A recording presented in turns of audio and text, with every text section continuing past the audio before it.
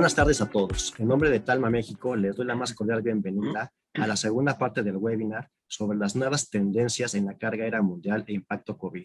Soy Carlos Cosío, el director adjunto de Relaciones Institucionales en Talma México. Para hacer un webinar más interactivo, les pido de favor que todas las preguntas las hagamos vía el chat, en donde con gusto las intentaremos responder en la mayor cantidad posible. Como saben, este segundo webinar es la segunda parte para todos aquellos que se perdieron la parte 1. Ahorita en el chat les voy a anexar el link para que lo puedan ver en YouTube. Asimismo, les comento que esta segunda parte será grabada para todos aquellos que no nos puedan acompañar el día de hoy. Es un honor poderles presentar a nuestro invitado especial y un gran amigo, Andreu Carbonell, quien cuenta con una trayectoria de más de 10 años en el sector logístico, enfocándose en la aviación. Cuenta con un máster en Air Transport and Management de Cranfield y un MBA de la ESADE de Barcelona. Es socio fundador y director de Flair Consulting, una firma especializada en dar consultoría sobre Air Cargo Management a los principales jugadores de la industria.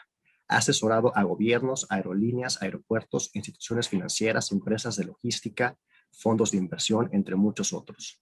En los últimos años, Flair Consulting ha realizado una multitud de proyectos de consultoría a nivel mundial con un claro enfoque en la región de las Américas. Y ahora le cedo la palabra a nuestro invitado especial, Andreu Carbonell. Gracias, Andreu, aquí por acompañarnos en esta segunda parte de tu webinar. Muchas gracias, Carlos. Buenos días, buenas tardes a todos. Muchas gracias por estar aquí otra vez en esta segunda parte. En base a lo que vimos la última sesión, que básicamente vimos cómo había estado el negocio de la carga aérea a nivel mundial, a nivel México, con el tema COVID, ¿no? Cuál había sido el impacto, cuáles estaban siendo las tendencias a futuro de este crecimiento. Nos quedamos un poco a la expectativa de ver ya en México a nivel aeroportuario qué desarrollos estaba habiendo en tema de carga aérea. Y después también identificar de todos los drivers que vimos de crecimiento de la carga aérea en México, pues dónde estaban esas oportunidades de crecimiento y también obviamente las posibles debilidades. Entonces, para el webinar de hoy vamos a enfocarnos en esta segunda parte, poder ver qué desarrollos de infraestructura ha habido en los aeropuertos en México, porque obviamente el desarrollo de la carga está muy ligado a la infraestructura que se desarrollan en los aeropuertos. Haremos foco en cómo se está haciendo este desarrollo en el Valle de la Ciudad de México, porque digamos, tenemos el tema de Santa Lucía, que sabemos que es una nueva pieza en este puzzle y pues es bueno entender qué rol va a jugar esto y obviamente todo desde una perspectiva, ¿no? Habiendo visto otros ejemplos en el mundo. Y por último, ver esta parte más como de SWOT análisis, ¿no? de fortalezas y debilidades de la carga en México para que entendamos cómo esto se va a trasladar en los siguientes años. Obviamente las preguntas, como ha dicho Carlos, cualquier momento pueden escribir en el chat y al final haremos la sesión para contestarlas una a una. A nivel de desarrollos, y empezando obviamente por el aeropuerto principal, podemos ver el aeropuerto de la Ciudad de México, donde básicamente y desafortunadamente los desarrollos en carga aérea han sido pocos, por casi no decir nulos, ¿no? Y creo que seguramente tenemos hoy el host que es Talma, tenemos seguramente uno de los muy pocos almacenistas que sí ha hecho proactivamente muchas cosas para desarrollarse en el aeropuerto de la Ciudad de México, ¿no? Como es la segunda planta, digamos, que desarrolló Talma hace creo que 2 años. O, por ejemplo, la compra de Varig, ¿no? Del almacén para incrementar su capacidad y obviamente darle el servicio a los clientes. Pero sí es verdad que si lo vemos a nivel global, ¿no? General, no ha habido ningún tipo de incremento total de la capacidad, ¿no? obviamente por la falta de espacios que tiene la ISM en todos sus aspectos, y tampoco en la carga doméstica, ¿no? Porque de este lado del aeropuerto pues tenemos Aeromar, Aeroméxico, Estafeta, que tampoco obviamente pueden hacer ningún tipo de desarrollo más allá de lo que se tiene hoy en día. Y por lo tanto, pues bueno, obviamente esto nos marca ya un cuello de botella muy importante en el aeropuerto principal del país, que como ya vimos en la última sesión, pues sabemos que la carga siempre quiere ir al aeropuerto principal, donde están las aerolíneas de pasajeros de largo alcance, donde se concentra la mayoría de las operaciones, y por lo tanto tenemos aquí claramente un cuello de botella que además no le vemos ningún tipo de perspectivas, ¿no? Optimistas en el corto y mediano plazo. Una, porque no hay espacio, ¿no? Y además, pues también creo que no es algo muy loco decir que tampoco hay una gran predisposición de las autoridades en general, no hablo de una autoridad específica, para que esto, pues buscarle una solución, ¿no? a largo plazo, ¿no? El aeropuerto de Toluca, digamos que trabaja de la mano de la ISM para servir el Valle de México. Sí es verdad que la carga ha crecido en los últimos años bastante, pero sí es verdad que, aunque veremos el caso de Querétaro ahora adelante, le ha pasado un poquito lo mismo, ¿no? Y es que a nivel internacional veis que la carga sigue queriéndose concentrar en la Ciudad de México, ¿no? Y donde en el ISM hemos tenido crecimiento, aún haber un gran cuello de botella, veis que la carga internacional en Toluca al revés, ¿no? Ha ido a la baja. Y obviamente la parte de operaciones domésticas, donde sobre todo pues, que nutren esta carga internacional que llega para después, digamos, servirla como nodo de distribución a otras partes del país, como veis aquí con la red, ¿no? Donde FedEx pues, viene desde Memphis y ya la aerolínea nacional es la que hace el reparto doméstico. Si vamos a los dos, o al top 2 y 3 de carga en México, que es Guadalajara y Monterrey, digamos, estos creo que son como dos fotos, ¿no? Una es el aeropuerto de Guadalajara, gestionado por GAP. GAP, un operador con muchas ganas de hacer las cosas bien, con una clara actitud expansiva de su negocio, pero sí es verdad que la carga, pues creo que no han sido tan expansivos como lo hubieran querido ser, ¿no? Y aunque sí tienen ganas de crecer, saben que aquí, digamos, está FedEx, digamos, en segunda línea. Aquí delante tenían el almacén antiguo donde estaban varios operando a la vez, y que es CLA, ¿no? Que se desarrolló ya hace unos años, una instalación muy buena, puntera, pero sí es verdad que GAP con ellos pues tiene un acuerdo de exclusividad hasta un cierto trigger de demanda, ¿no? Donde no puede entrar ningún otro player digamos, hasta que no se llegue a tal demanda, y es una demanda que yo creo que es difícil alcanzar en el corto o mediano plazo, y que por lo tanto pues el aeropuerto va a estar supeditado principalmente a este almacén, lo cual pues bueno, creo que sería obviamente bueno para la carga aérea en general, ¿no? Y obviamente para los clientes finales, ¿no? Importador, aerolínea, agente aduanal, etcétera, pues seguramente que hubiera más infraestructura, ¿no? Y seguramente de mayor calidad, ¿no? Porque más allá de CLA, todo el resto de instalaciones están bastante deterioradas y seguramente faltas de capacidad, ¿no? Y yo cuando visité FedEx, pues claramente tenían problemas de capacidad para gestionar su carga en este almacén. En el caso de Monterrey, y a lo mejor está un poquito la foto, aquí está la pista, ¿no? Entonces este es el acceso de Miguel Alemán hacia el aeropuerto. Sí ha tenido desarrollos, ¿no? Por un lado, la parte de parque logístico, este es el parque que está fuera del perímetro del aeropuerto, este ya está dentro. Muy poco relacionado con la carga aérea, realmente. Es más un espacio adicional a una zona muy creciente en demanda de espacio logístico, y que obviamente el aeropuerto lo aprovechó. Lo que sí tenemos, y aquí se puede ver un poquito, es la zona nueva de carga aérea que se está desarrollando por parte de OMA, con una nueva plataforma, con unos nuevos almacenes, y que esto en el corto mediano plazo, la idea es que toda la carga de Monterrey se centre en esa zona, más que por crecimiento del espacio como tal, ¿no? Más bien es por la colisión que tiene con los planes a nivel de pasajeros, ¿no? Y es que OMA para Monterrey tienen el concepto este de One Roof Terminal.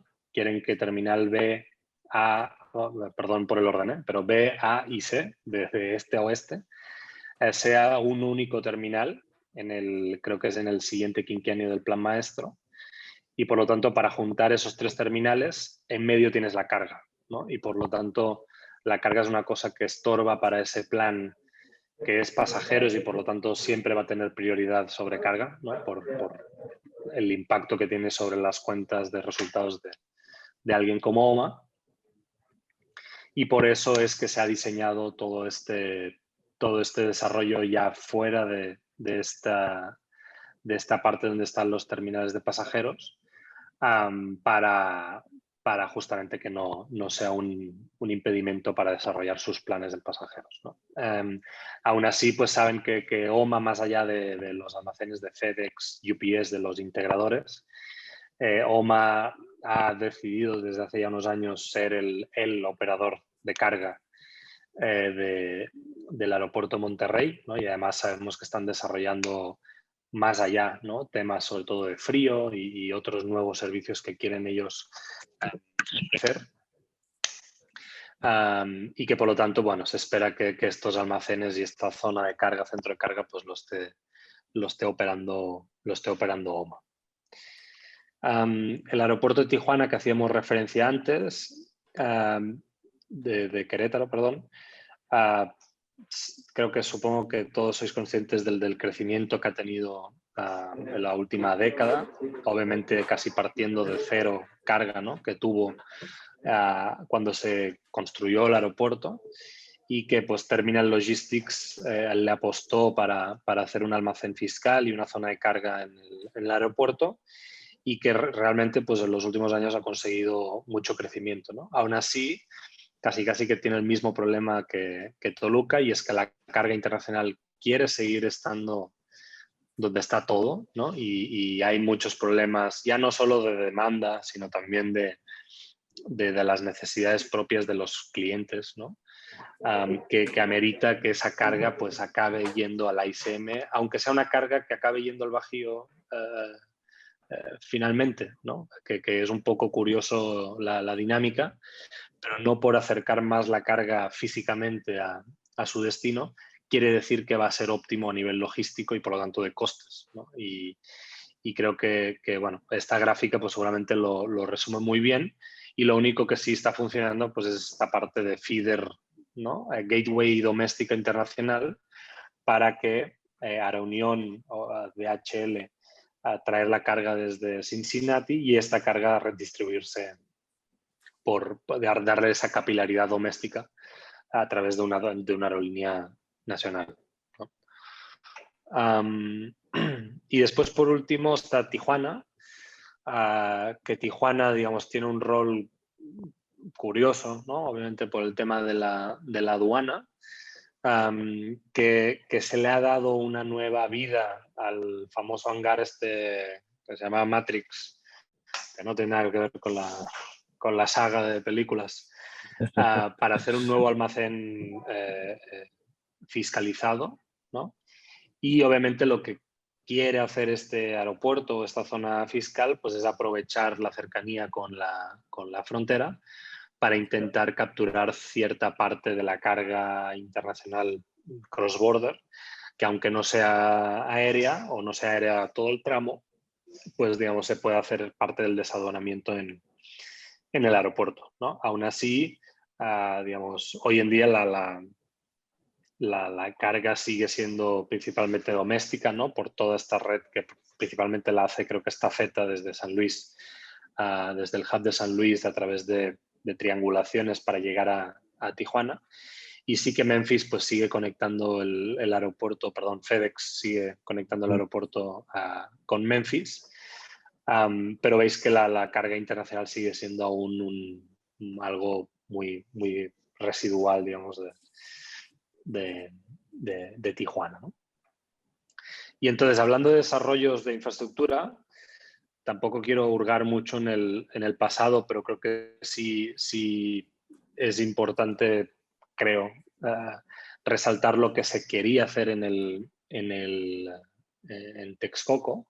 También lo digo porque obviamente estuve involucrado muchos años con ese proyecto, me lo conozco muy bien y creo que sí es bueno resaltar qué es lo que se intentaba hacer por parte del Grupo Aeroportuario de la Ciudad de México. Digamos, este proyecto pues eran 85 hectáreas de zona de carga, ¿vale? Son 85 campos de fútbol y básicamente creo que es como, era como 10 veces la zona de carga actual de la ISM. ¿Vale? Entonces, para que os hagáis una idea de la magnitud y veis que en Huella pues, se acerca casi el terminal de pasajeros que estaba planificado. Y aquí, pues básicamente lo que se está intentando hacer era, digo, más allá de obviamente dar la capacidad necesaria ya para el largo plazo a nivel de carga aérea, ¿no? Para todos los stakeholders, o sea, pensar en qué capacidad va a necesitar un almacenista como Talma en 30 años, qué capacidad va a necesitar un agente aduanal en 30 años, qué capacidad va a necesitar una empresa de transporte terrestre en 30 años y todo esto conceptualizarlo en un proyecto viable financieramente, ¿no? Porque además se quería hacer una APP para que un privado operara todo esto.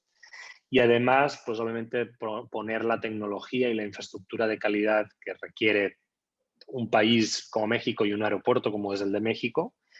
Y además también darle toda la facilidad a la comunidad para trabajar conjuntamente, ¿no? Y por lo tanto que pudiera haber todo un desarrollo comercial aquí para que toda la comunidad pudiera estar trabajando en el aeropuerto. Esto sabemos que no está ya en los planes del gobierno, pero sí hubo muchos so whats, ¿no? Aprendizajes de este proyecto, más allá del tema propiamente de infraestructura, ¿no? De qué tenía que tener un nuevo aeropuerto. En México también la parte de aduanas, ¿no? Y del tratamiento aduanal que se le da a la carga internacional. Porque, bueno, hoy en día supongo que los que a lo mejor habéis tenido experiencias fuera del país, pues México tiene, si no el modelo de aduanas más rígido del mundo en aeropuertos, debe estar en el top 5, ¿no? Porque nosotros hemos trabajado, digo, más allá de zonas desarrolladas, ¿no? En Europa, en Estados Unidos, sino también hemos trabajado en Guatemala, en Honduras, en El Salvador, en Costa Rica, en Panamá, en Perú, en Colombia. Y nunca ves un ejemplo tan rígido como es el de aduanas en México, ¿no? Y el concepto este de recinto fiscal, ¿no? Donde todo lo que es aduanas o comercio internacional tiene que estar dentro de una zona perimetrada con bardas de 3 metros de alto, pues eso no pasa en casi ninguna parte del mundo, ¿no? Vas a países tan conflictivos como México, como puede ser un Guatemala, un Salvador o un Perú, que tienen problemas de armas, de drogas, de mercancía china infravalorada, ¿no? O sea, todos los problemas fiscales y de seguridad nacional que puede tener México. Y la aduana pues sigue siendo una cosa virtual, ¿no? Donde dentro de los almacenes hay una línea divisoria virtual que separa el país de zona de aguas internacionales, donde la aduana tiene un rol más alto nivel, ¿no? Donde ellos, a través de los datos y a través de gente y de inspección no intrusiva, tienen la capacidad de hacer su trabajo fiscalizador y de seguridad nacional.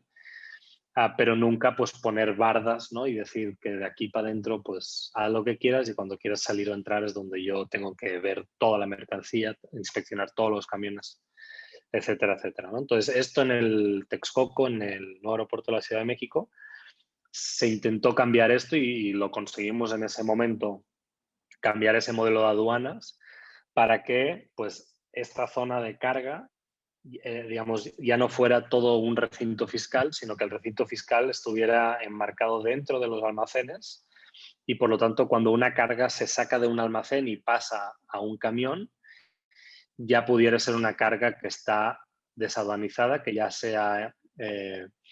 está metida dentro del país y que, por lo tanto, el patio de camiones pues ya no es parte del recinto fiscal, ¿no? Con las ventajas que eso tendría porque un privado pues sí puede ya desarrollar toda esa zona. Vamos a asegurar que pueda poner las inversiones, temas de seguridad, temas comerciales, etcétera, ¿no? Entonces, todo eso, obviamente me sabe mal decir que creo que ya no está contemplado, ¿vale? Y que medio se hizo un borrón y cuenta nueva con la nueva administración, sobre todo el SAT, ¿no? Que pues, digamos, todo esto fue un commitment de la anterior administración del SAT y obviamente al cambiar pues carteras y papeles, esto quedó en el tintero, ¿no?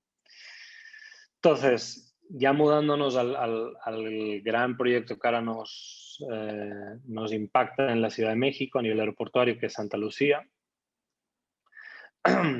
Supongo que ya habréis visto todos, ¿no? La magnitud del proyecto que se está pensando allá.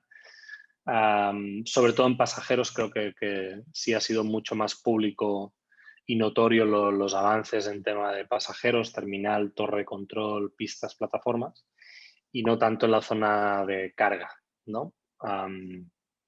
Pero aún así, bueno, sabemos que obviamente están yendo con todo, ¿no? Y con un proyecto muy, muy ambicioso, y que obviamente más allá del tema distancia, ¿no? Que el tema distancia, pues sabéis que es crítico siempre en aeropuertos, ¿no? Cuán lejos o cerca está la infraestructura de la zona donde vive la gente y donde se genera la carga.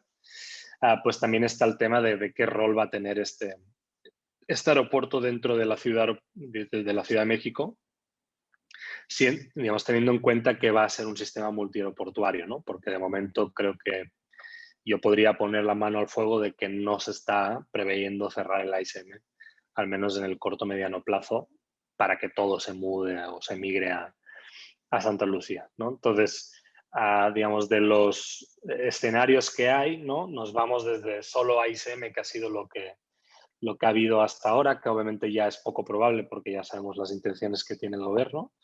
Ejemplo, Bogotá, ¿no? Y obviamente tiene el mismo problema que Bogotá, y es que es una infraestructura que ya está envuelta por la mancha urbana y por lo tanto tiene problemas de crecimiento, de ruido, de movilidad, y no tiene una solución en el corto plazo, en el largo plazo para dar solución a ese problema. El siguiente escenario seguramente es el más factible en el corto plazo, que es que la ISM siga siendo el aeropuerto principal y Santa Lucía se quede con la parte marginal de tráfico, y por marginal no quiere decir poco tráfico, sino más bien lo que llamamos el spillover, ¿no? O sea, lo que le sobra a la ICM, y por sobrar quiere decir sobre todo el pasajero que seguramente está dispuesto a pagar menos por un boleto. Ese es el que puede ir capturando Santa Lucía. Es un poco lo que pasa en Sao Paulo con Guarulhos, con Viracopos, ¿no? Que Viracopos es el aeropuerto que está fuera de la ciudad y que intenta capturar este tráfico marginal. Pero sí es verdad que viendo Viracopos y viendo otros casos, pues no es fácil capturar ese tráfico, ¿no? Primera, necesita mucho incentivo económico para que las tarifas cuadren y poder incentivar al pasajero a que vaya a un sitio tan lejano, ¿no? Viracopos creo que son como 90 kilómetros, AIFA no es tanto, pero está igualmente lejos. Y después el tema de los accesos, ¿no? Que eso sí que es crítico. Más allá de que esté cerca o lejos, lo que tiene que estar es accesible, ¿no? Y que si alguien puede ir en metro allá, pues que saber que aunque sea una hora de trayecto, que sea una hora siempre, ¿no? Y que no sea una hora o 3 horas o 2 horas o 40 minutos, ¿no? Porque esta invariabilidad es lo que te puede hacer decidir, pues mira, no voy a ir a Santa Lucía porque no sé cómo va a estar eso el viernes tarde, ¿no? Y por lo tanto, este escenario, aunque es el más factible, el problema que tiene es que Santa Lucía posiblemente va a seguir no pudiendo ofrecer la capacidad, digamos, de ser el aeropuerto reliever del ICM, ¿no? Lo cual pues nos quedamos aún con un poco el problema en la mesa. Después está que se cambien los roles, ¿no? Y que el ICM pase a ser el aeropuerto principal, perdón, regional, y Santa Lucía sea el aeropuerto principal, y el ejemplo creo que también más ilustrativo es Washington, donde el aeropuerto cercano a la ciudad, que es el de Reagan, es un aeropuerto que está limitado solo a vuelos a menos de 1.200 millas náuticas, entonces vuelos de corto radio, y toda la operación hub y obviamente internacional, se centra en Dulles, que está pues a 40 kilómetros de la ciudad, medio a las afueras. Pero sí es verdad que si alguien de vosotros ha podido visitarlo, hay una autopista enorme que conecta la ciudad con el aeropuerto y además tiene unos carriles internos que, si sabes que vas a ir al aeropuerto, te evita pagar cuotas, ¿vale? de peajes, y dos, no tiene ninguna salida ni entrada intermedia y por lo tanto no hay tráfico porque ese tráfico va directo al aeropuerto, ¿no? Y por lo tanto veis que aunque Washington, una ciudad pues moderna, ¿no? bien planificada, tiene un aeropuerto hub lejano, obviamente la parte de accesos está muy, muy, muy controlada, ¿no? Para asegurar que los pasajeros puedan llegar. Después está obviamente el caso de Santa Lucía, o sea, solo Santa Lucía, que básicamente sería cerrar el AICM, que digamos lo vemos muy poco probable en el corto plazo, también porque sabemos que las aerolíneas y todos los stakeholders se levantarían en armas, ¿no? contra ese esquema. Pero que no descartamos que en el largo plazo pues sí pudiera llegar a ser el objetivo del gobierno que esté en ese momento, ¿no? Y el ejemplo es Quito, que Quito pues también, ¿no? Estaba el aeropuerto metido en el centro de la ciudad y se construyó uno nuevo y pues de la noche a la mañana se hizo el switch de uno a otro para que el nuevo ya fuera el aeropuerto que sirviera a Quito, ¿no? Y después obviamente está NICM, que pues ya creo que le hemos puesto en la probabilidad más baja, ¿no? de todos. Y que bueno, que sigue allá la infraestructura y los que habéis podido volar desde la ICM y sobrevoláis Texcoco, os invito a ver cuán inundado está la terminal, ¿vale? Porque cuando uno despega y ve el terminal se ve oscuro, no sabes si es del color del concreto, ¿no? O que se ha degradado. Y no, es que está lleno de agua y puedes ver el reflejo de las nubes en la huella del terminal donde están los cimientos. Y eso pues es un problemón, ¿no? Y más para este tema de ver si hay alguna perspectiva de que eso pudiera funcionar, porque pues un concreto debajo del agua 5 años, pues básicamente es una cosa inútil, ¿no? Para después poder construir. Entonces, bueno, la verdad es que no, más que no le están haciendo caso, también casi diría que se está medio forzando a que se acabe degradando por sí solo el proyecto y por lo tanto el potencial de hacer algo ahí, ¿no?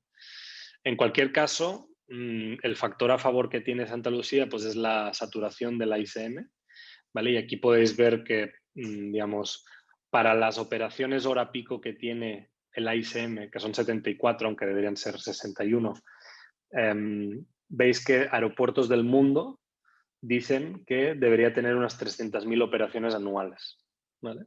Mientras que el AICM hoy en día pues tiene 422.000, ¿no? Entonces veis que está ya muy forzado el tema de campo de vuelo y podéis ver que básicamente pues sale como trabajando un 35% de su capacidad, ¿no? Y lo bueno es que el AIFA Santa Lucía pues tiene que añadir esa capacidad que hace falta, ¿no? Pero la pregunta clave es si el mercado realmente va a estar dispuesto a concebir ese aeropuerto como un reliever y que realmente pues esta demanda pueda ir allá en cantidad suficiente para despejar el AICM, ¿no? Para temas de carga, lo que claramente hay en contra, pues es el tema de que ya vimos en el último webinar, que es el reparto, el tipo de carga que tenemos, ¿no? Y es que aunque hay mucho carguero en el AICM, seguimos teniendo, pues veis que en general casi la mitad de la carga es en bodega de pasajeros, ¿no? Y por lo tanto, si no logramos mover los pasajeros al aeropuerto, no vamos a poder mover el 45% de la carga al AIFA y parte obviamente del carguero y el express porque está muy ligado también a la capacidad en bodegas y por lo tanto no puede ser una solución reliever, ¿no? Santa Lucía para solucionar los problemas de capacidad en México en el corto plazo, ¿no? Entonces, bueno, seguramente para la carga como tal, este escenario que se pinta en el corto plazo, pues bueno, lo vemos como que no va a ser una solución Y seguramente, pues, bueno, sí debería haber en algún punto, no sé si cuando abran el 22 de marzo del año que viene, porque ya es muy justo, pero bueno, no descartaríamos que en los primeros 2-3 años algo de carga se puede llegar a traer en Santa Lucía, pero claramente no creemos que vaya a ser la opción para mover una gran parte de esas operaciones que hoy en día están en el ICM, ¿no? Entonces, cuando analizamos nosotros lo que llamamos isócronas, veis que, digamos, el ICM se sigue solapando mucho con Santa Lucía, ¿no? Y por lo tanto el ICM siempre va a seguir siendo de prioridad para todo lo que se genere dentro de la Ciudad de México. Y solo toda esta parte del norte de la ciudad, llegando a Pachuca, es la que realmente el AIFA pues, le puede llegar a ser más conveniente, ¿no? Pero sí es verdad que muchos de los nodos logísticos de la ciudad, incluyendo pues, los almacenes de Amazon y todo esto, pues están más cerca del ICM seguramente aún que del AIFA, ¿no? Entonces, digamos, de los posibles distribuciones, ¿no? Y que los logos de esto, y si hay alguien aquí de que se siente representado con algún logo, no crean que es lo que estamos pensando de que ustedes van a ir y los que no están, no están, ¿vale? Sino que es solo puramente ilustrativo para enseñar como ejemplos. Digamos, mandar cargueros al AIFA seguramente es de lo más viable que hay, ¿no? Por ser más standalone la operación, ¿no? Por ejemplo, un Qatar Cargo, ¿no? Que no tiene Qatar pasajeros, ¿no? Y por lo tanto no depende tanto de la parte de pasajeros como sí puede depender un Lufthansa Cargo, ¿no? Que sí tiene cargo y tiene pasajeros.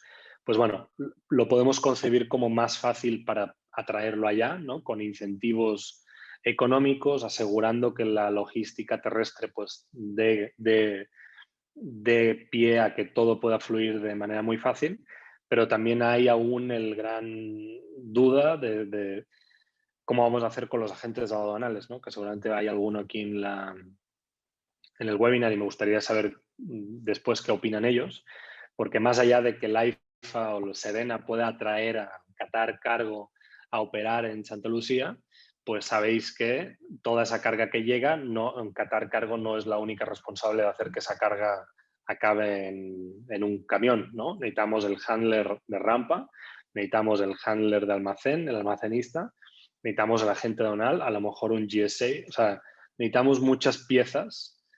Obviamente el SAT, ¿no? Y creo que no me estaba dejando una pieza muy importante. Y que por lo tanto, hasta que todo esto no esté claro, estamos de acuerdo que va a ser casi imposible que por más incentivos que dé Sedena pueda traer una aerolínea como estas a Santa Lucía, ¿no? La carga belly hold, pues yo creo que más difícil aún, ¿no? Porque Aeroméxico es la que mueve la gran parte de la carga en bodega.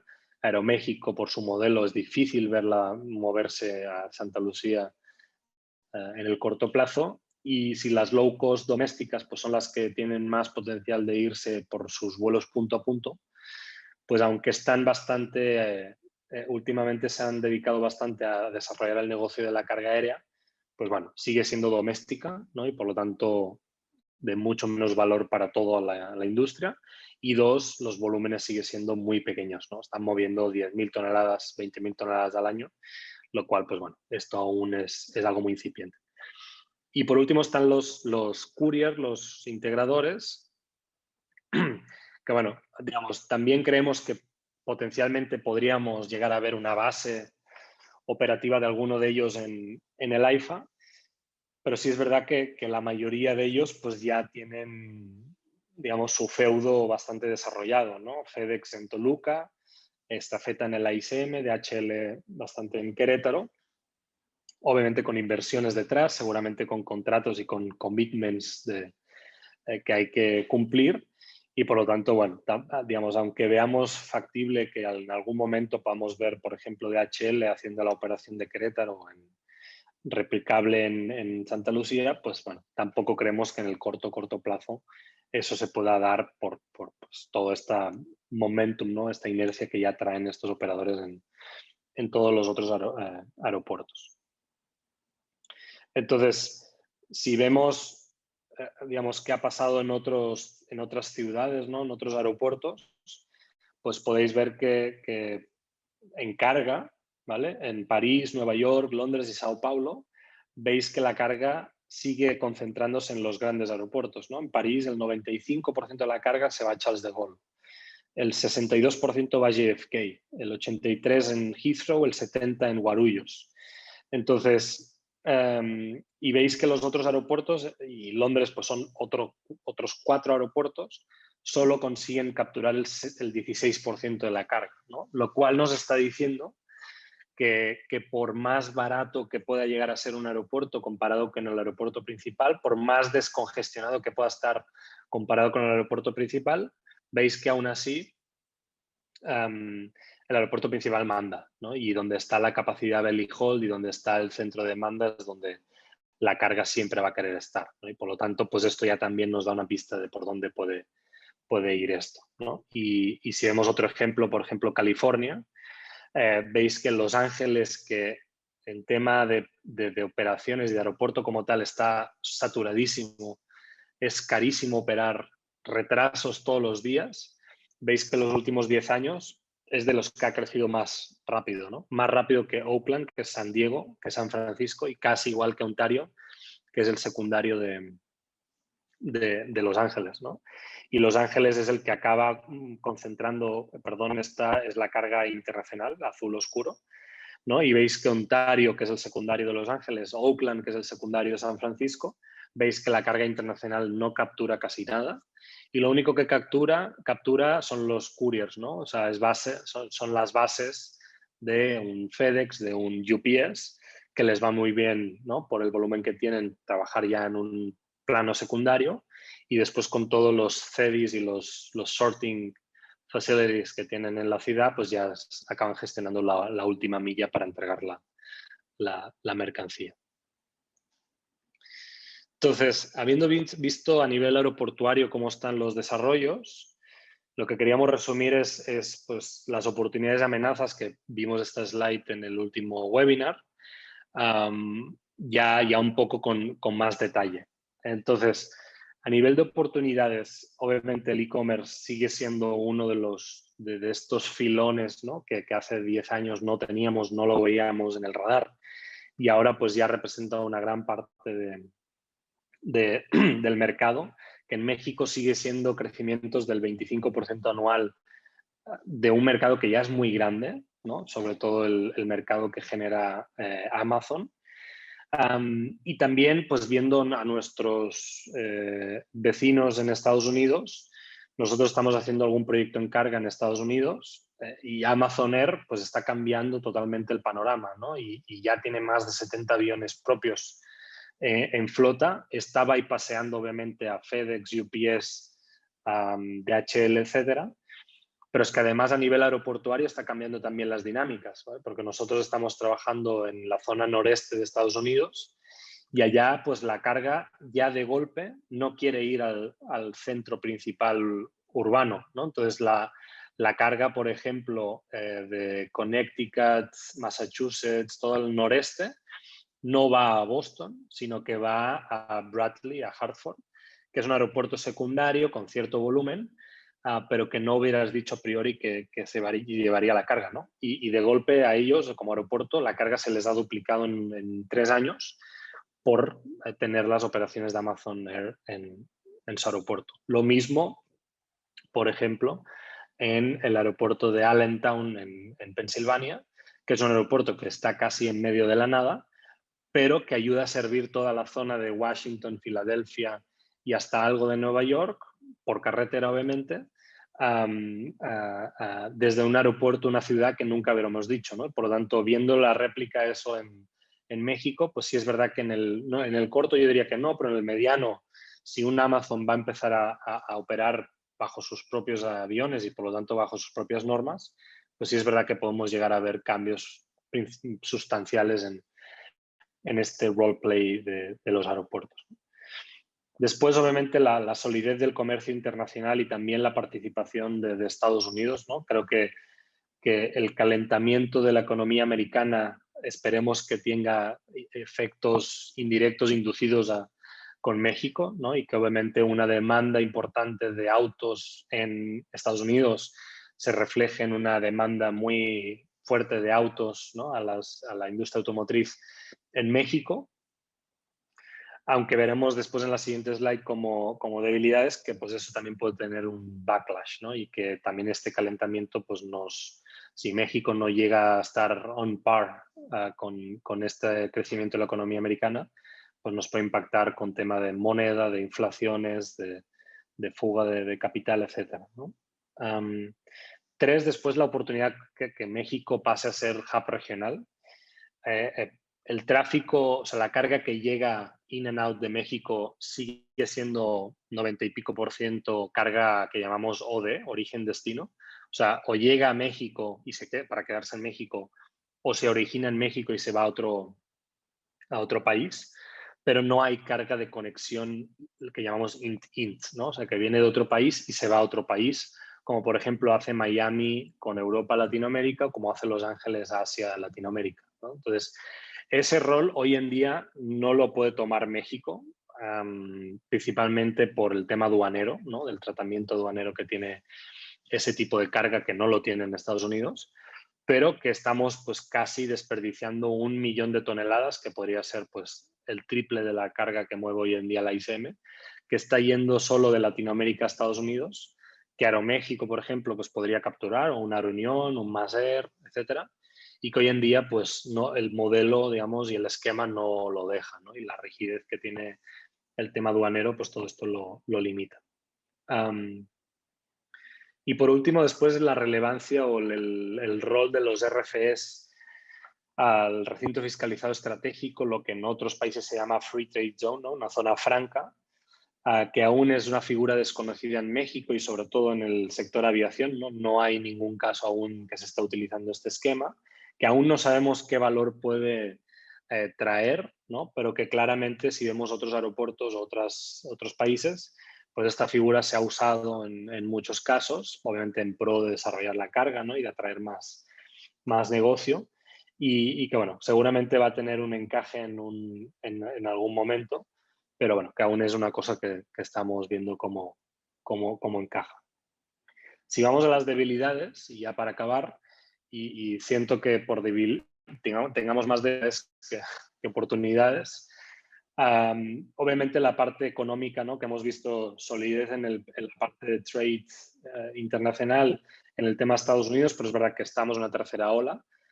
Los gobiernos creo que ya están medio demostrando de que no tienen ninguna intención de parar el país más, ¿no? Y que esto hay que live with it.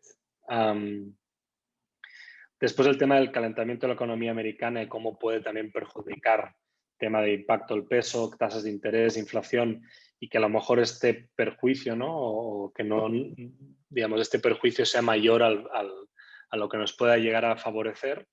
Y también porque algunas cadenas logísticas aún están dañadas, ¿no? Por ejemplo, la automotriz, esta falta de microchips, ¿no? que hay en el mundo, que está afectando a varias industrias, pero que la automotriz es de las que se está afectando más, también la de maquinaria para obra, ¿no? Y que pues vas a la agencia y no tienen coches disponibles hasta enero, febrero, marzo. Y esto pues eso obviamente tiene parado a todas las plantas de maquila y de automotrices, que México pues depende mucho de ese mercado, ¿no? Y eso pues hasta que no arranque full no vamos a ver el impacto completo a nivel económico. Después el incremento del precio del combustible, que no está estimado en el corto plazo que debería pasar, pero ya hemos visto que siempre que ha habido un spike, un crecimiento del precio del fuel y de la turbocina, pues claramente daña el transporte aéreo, ¿no? A nivel de resultados de las aerolíneas, de los precios medios de los fletes, y obviamente en carga aérea pues no es exento a ese efecto. Después el tema saturación que ya os he comentado, ¿no? de la ICM, que tiene saturación en todo, ¿no? En el campo de vuelo, en el espacio aéreo, en las plataformas de estacionamiento, en los terminales, en los accesos. Y el problema de esto es que pues el AIFA no tengo claro si esto va a ser un reliever en el corto plazo y que por lo tanto pues aún no tenemos una solución largoplacista a este problema. Después el tema complejidad aduanero, como os decía antes, que esto cuando estuvimos en los proyectos de Texcoco ya vimos que era un problema, ¿no? Sobre todo para crecer, ¿no? Y para poder capturar estos flujos, por ejemplo, de conexión, ¿no? Que hoy en día no podemos, y es que hay clientes, ¿no? Que te dicen, oye, es que quiero traer una carga a México para después mandarla a China desde Guatemala, y pues a nivel SAT, a nivel aduanero, es un infierno, ¿no? Y mandarlo a Los Ángeles, pues es más caro, obviamente, pero es verdad que a nivel aduanero no te pone ningún tipo de traba, ¿no? Allá sabéis que CBP, agricultura, todos estos, si es una carga que viene de otro país y va a otro país y por lo tanto no se interna en Estados Unidos, a nivel aduanero les importa un pepino, ¿no? O sea, es como si no entra dentro del país, para nosotros no es un problema, ¿no? Y por lo tanto fomentan las figuras que tiene un Memphis, que tiene un Cincinnati, que tiene un Miami, un Los Ángeles, para actuar como hub, y por eso tienen 3 millones de toneladas anuales, ¿no? 6 millones de toneladas anuales, y es porque permiten eso, ¿no? Entonces, hasta que este esquema no cambie a nivel aduanero, es difícil ver que esto pueda cambiar. Y por último, el tema de la FAA, de esta downgrade que nos hicieron hace unas semanas a nivel país por tema de incumplimientos, ¿no? Y de seguridad. Y que bueno, ya se está viendo el impacto obvio a las aerolíneas mexicanas. Y no sé si vieron que Viva Aerobús ya le dijeron que no a 2 vuelos que quería operar a Austin, porque no se le permite pues, incrementar sus operaciones bajo categoría 2, ¿no? Hasta que se subsane. Y por lo tanto ya se está viendo este problema. No me acuerdo ahora, me acabo de acordar, ¿no? Que aerolínea mexicana, no sé si era Maser o Aerounión, que ya también dijo que el tema de las operaciones con Estados Unidos se ponían en duda su viabilidad si eso seguía estando vivo. Y el problema es que, pues, como lo del AIFA, ¿no? O sea, no le vemos un cambio sustancial en el corto plazo a esta situación que es muy negativa para el país, para la industria. Si no, hasta os diría que al contrario, ¿no? Ayer nos llegó una carta de, no sé si del Colegio de Ingenieros Aeronáuticos de México, que le reclamaba pues a la FAC no sustituir posiciones que tradicionalmente eran de ingenieros aeronáuticos por posiciones militares, ¿no? Y yo soy ingeniero aeronáutico, creo que tampoco hay que ir a defender el gremio per se, pero obviamente sí que hay que defender la técnica y la experiencia que un gremio pueda tener, sobre todo para funciones de supervisión, funciones de certificación, funciones de seguridad operacional, que aquí no va de poner a un amigo o poner a alguien, sino hay que poner a quien es capaz de hacer esa función bien hecha, ¿no? Y que es lo que está claramente la FAA evaluando, que ya nos dio el madrazo hace unos meses, y que pues no hay que demostrarle al contrario, ¿no? Que vamos a poner más recursos, que vamos a profesionalizarnos más y no al revés, ¿no? Y por lo tanto, pues ese approach que está haciendo el gobierno por ahora no va en la dirección para subsanar todo este embrollo que nos ha creado este tema con la FAA. Entonces, bueno, esto era un poco lo que queríamos traeros de más de lo que vimos del webinar anterior, tema de infraestructura, aeropuertos, tema Santa Lucía, solución de la Ciudad de México en tema de capacidad, y por último los pros y los cons de la carga aérea en México. Entonces, si quieres, Carlos, pasamos a la parte de preguntas, que creo que ya había alguna por ahí. Claro que sí, Andreu. Mil gracias. Estuvo, o sea, muy completo tus números, tus explicaciones.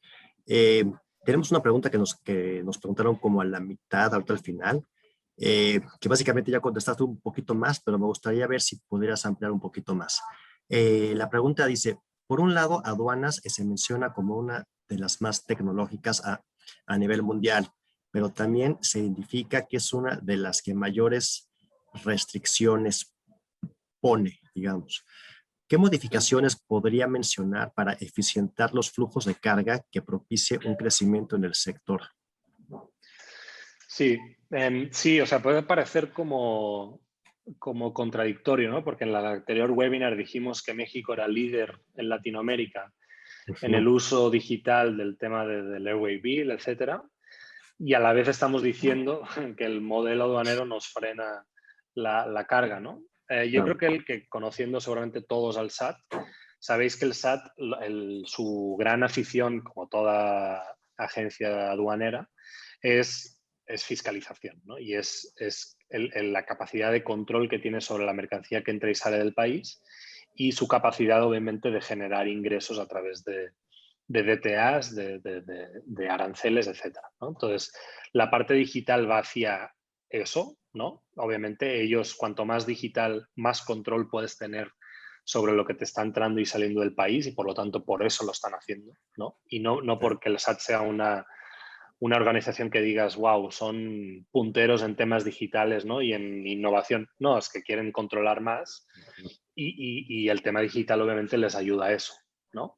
Por otro lado, cuando ya vemos a nivel procesos, es cuando esta parte de querer controlar nos frena, ¿no? Entonces, el tema de conexiones que hablábamos antes, pues supongo que lo sabéis, ¿no? O sea, una carga, un pallet que llegue de salmón de Chile, que baja del avión del Aeroméxico, que llega de Santiago de Chile y se tiene que meter con Aerunión a Los Ángeles, esa carga para el SAT va a ser igual de sospechosa que otra carga que llegue desde Chile, ¿no? Que ingrese al país, ¿no? Y además te va a poner restricciones, ¿no? Te va a decir que si es cierto tipo de carga, tiene que ingresar a un almacén fiscalizado. Si se va a estar más de tantas horas en plataforma, tiene que ingresar a un almacén fiscalizado, perdón. Entonces, ¿qué pasa? Ingresar una carga a un almacén fiscalizado pues ya involucra toda una serie de procesos administrativos, costes obviamente, logística, ¿no? Y en ICM es exagerado, pues un pallet de la T2, ingresarlo a un almacén fiscalizado y después volverlo a regresar a Aeronión. O sea, solo la logística pueden ser 3 horas, ¿no? Del pallet brincando por el aeropuerto y además si es salmón y depende cómo venga, pues es una cosa que tiene que estar refrigerada y por lo tanto casi diría que es imposible hacerlo, ¿no? Entonces, esto, como lo hace Estados Unidos, pues sabéis que en Miami tenemos Panalpina, ¿no? Con un almacén cross-dock a 3 kilómetros del aeropuerto, en medio de la ciudad, y ellos pues son capaces de esta carga en conexión, llevársela sin preguntar a nadie, obviamente transmitiéndole todo a la aduana, ¿no? De, oye, me llevo este pallet a mi almacén, bonded warehouse, allí hago yo lo que tengo que hacer, rompo guías, repaletizo, preparo otra vez para las aeronaves y lo vuelvo a enviar al aeropuerto en cuestión de 2 horas, ¿no? Entonces, en 2 horas esa carga ha salido del aeropuerto, no ha pasado obviamente a aduanas, ha salido, se le ha hecho un tratamiento para poder volverlo a meter en otro vuelo, se lo regresa al aeropuerto y sale por la tarde con un avión a no sé dónde, ¿no? Entonces, esa logística, si la intentamos pensar en México, es factible, pero casi diría que es imposible que salga, que sea viable, ¿no? O sea, se puede hacer, ¿no? Sacar la carga, romperla, volverla a meter, pero estáis de acuerdo que eso no va a ser 2 horas y no sé si va a ser 2 días, ¿no? Y por lo tanto, pues no es válido, ¿no? Entonces, este tipo de procesos, procedimientos, pues es el tipo de cosas que claramente nos está frenando poder capturar nuevos flujos de mercancía y que hasta que no cambie el SAT, ¿no? El modelo operativo, la regulación, las leyes posiblemente, pues es difícil, ¿no? Que por más digitalización que hagamos, ¿no? Y más ventanillas únicas que hagamos, pues podamos conseguir este tipo de carga. Ok. Muchas gracias, Andreu. Tenemos 2 más. Ahí te va. Me están preguntando, dice, ¿sabes si los aeropuertos secundarios hay incentivos en tarifas o por parte del gobierno para poder hacer los movimientos de carga? Sí, a ver, no voy a especificar exactamente con Santa Lucía porque, si os soy sincero, no sé ni si hasta ellos lo saben, ¿vale?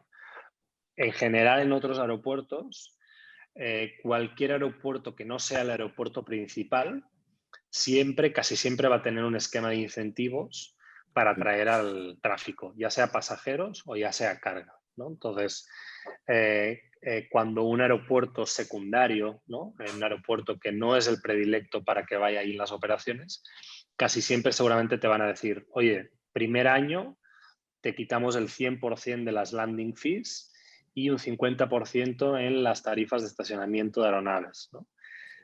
Y vamos a ayudarte a, no sé, a comercializar tu producto y a hacer seminarios con los empresarios y con los agentes, no sé, digamos, ponerte facilidades a coste Claro. del aeropuerto para traer eso, ¿no? Entonces, yo esperaría que con Santa Lucía, digamos, que eso pase, ¿no? Y muchas veces, y en pasajeros nosotros tenemos una premisa y es que un incentivo económico nunca va a ser lo que haga justificar una ruta como tal, ¿no? O sea, lo que nunca va a pasar es que la ruta de Cargolux desde Luxemburgo a México, a Santa Lucía, va a ser viable solo si los incentivos están como parte del plan. Y si no están, no lo es. Porque entonces eso no va a funcionar, ¿no? Lo que tiene que ser es, oye, creemos que hay potencial para que la ruta de Qatar Cargo venga a Santa Lucía, no a la Ciudad de México, pero necesitamos reducir los riesgos como aerolíneas para probar que eso es cierto y que en 3 años esto pueda estar funcionando, haya la demanda crítica y la ruta D, sin incentivos, ¿no? Pero los incentivos que sean una cosa que a mi aerolínea y a todos nos ayude a bajar los riesgos, costes, para empezar la operación, ver que funciona y entonces ya, digamos, soltar, ¿no?, el pajarito para que ya vuele solo, ¿sí? Claro. De la otra manera no funciona, ¿no? Vamos a ver si rascando $3 por kilo aquí y Sí, allá. sí, ok. No, porque eso, pues como los incentivos son finitos siempre, y si no lo son es que entonces es un agujero en el bolsillo, no puede ser que eso sea la base para hacer que una ruta sea viable o no, ¿no? Entonces, yo creo que sí puede funcionar y en pasajeros estaréis de acuerdo que es más crítico aún, ¿no? O sea, hay que hacer que Viva Aerobús, me lo invento, eh, pueda poner no una ruta, sino 10 rutas. Obviamente hay que ayudarles a que hagan esas 10 rutas para que en 3 años esas 10 rutas ya puedan funcionar solitas y no necesite de la ayuda del aeropuerto del gobierno. Ok. Muchas gracias, Andreu. Y tenemos una última que dice, hola, si entendí bien, el AICM está rebasado. ¿Cuánto tiempo puede operar así? Digo, lleva rebasado ya varios años. Sí, poder puede toda la vida, ¿no? Y si miráis el ejemplo, por ejemplo, de Heathrow, en Londres, es un aeropuerto que lleva 15 años que no ha añadido un vuelo adicional a su plan de vuelos diario, ¿vale? Ellos siguen con sus 480.000 operaciones anuales, son 84 operaciones hora, y ellos así han operado los últimos 15 y no tienen ninguna intención, digo, es más, quieren hacer la tercera pista, que ya les dijeron medio que no, y por lo tanto, pues ellos van a seguir con eso, ¿no? Entonces, digamos, no es un problema como tal operar bajo ese esquema para nadie, como, digamos, porque British Airways, ¿qué hace? Pues sube los precios de los boletos, ¿no? ¿Qué hace Qatar Cargo? Pues sube los yields de carga. ¿Qué hace el aeropuerto? Pone túas más altas, ¿no? Entonces, es un entorno que aunque no tiene crecimiento orgánico de tráfico, puedes seguir operando muy bien y obviamente los márgenes con muy buenos márgenes, ¿no? Ahora, si quieres, digamos, expandirte como aerolínea, pues es donde ya pues, este tipo de aeropuertos no te dan esa oportunidad, ¿no? Entonces ahí es donde entra Gatwick, donde entra Luton, Stansted. Entonces el AICM pues puede operar otros 60 años, ¿no? Lo que pasa es que nosotros hicimos el cálculo para pasajeros y seguramente no va a poder rebasar más de 60, 65 millones de pasajeros, que ya operaría con mucha saturación, porque ya hoy son 50 millones de pasajeros y el aeropuerto ya denota cierta fatiga, ¿no? Pero pues lo que va a hacer Aeroméxico es que el boleto que antes costaba 5 va a costar 7, ¿no? Y el que costaba 20 va a costar 30, ¿no? Entonces, ellos van a seguir allá y en parte les gusta este entorno porque además no dejas entrar a ningún competidor, lo cual a las aerolíneas les encanta. Pero sí es verdad que como país, pues sí tienes que dar la opción de que más personas puedan volar a un precio razonable, ¿no? Y por lo tanto, pues como gobierno sí tienes que asegurar que hay la capacidad de que eso pase, ¿no? Y Santa Lucía, pues debería ser eso. En el corto plazo lo vemos difícil que sea una solución a ese problema de capacidad y esperemos que como todo se vaya poniendo poco a poco, sí acabe siendo una solución a largo plazo, ¿no? Pero claramente tienen que estar los accesos bien hechos y no solo terrestres, metro, tren, lo que sea, autobuses. Sí, carreteras. Y después que obviamente también el tema este espacio aéreo, que yo ya no le entro a eso, que todo funcione, ¿no? Y que a la aerolínea, pues si realmente le vea el beneficio de operar allá versus AICM, que son retrasos, consumo de combustible, etcétera, etcétera. Ok, vale. Pues Andreu, muchísimas gracias por tu tiempo. Ha sido un webinar muy, muy interesante, la verdad. Los invito después de que acabe el webinar a que nos llenen una pequeña y breve encuesta de 5 preguntas nada más. Y pues Andreu, de nuevo, muchísimas gracias. Estamos en contacto y en nombre de Talma México les doy las gracias por habernos acompañado a este webinar y esperamos verlos pronto en nuestro siguiente webinar.